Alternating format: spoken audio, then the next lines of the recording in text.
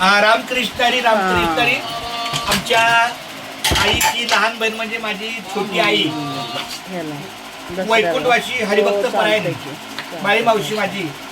हा तिचा 14वा दिवस आहे. त्या 14व्या दिवसानिमित्त आमच्या सौभाग्यवती 13 दिवसापासून इथे आहे.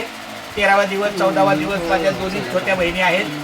आणि असा हा 14वा गोडवा सोडवताना हा गोडवा आहे. कारण हा कालचा झाला 13वा दुःख सांडायचा आणि 14वा दिवस हा आमचा कुटुंबाचा आहे. जेणेकरून त्या मुलींना पुढचं आयुष्य पुढचा मार्ग त्यांच्या संसाराला मार्गी लागावा या दृष्टीनं चित्र रामकृष्ण हा.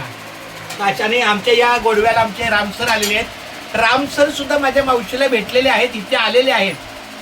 तुमच्या एका आठवणीचा आहे का ना मावशीचा चेहरा बोलवताना? चतुर्थी दिवशी आपण अरे वा वा. हा तिने मला सांगितलं आकितीला ये आकितीला ये. मग त्यामुळे आम्ही रामसरांना घेऊन आलो. पण आता काय करणार, शेवटी दुःख आहे. पण ठीक आहे, चाले हे शरीर कोणाची या सत्ता कोण बोलविता हरिविनम.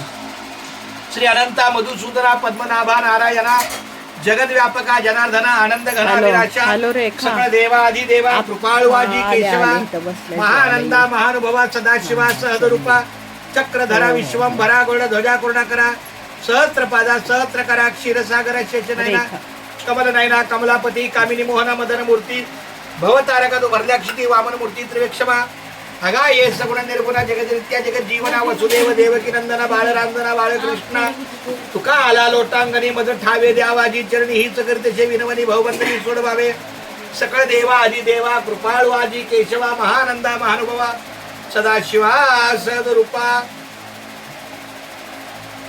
आजचा हा गोडवा आहे. रामकृष्ण विठ्ठल केशवा घे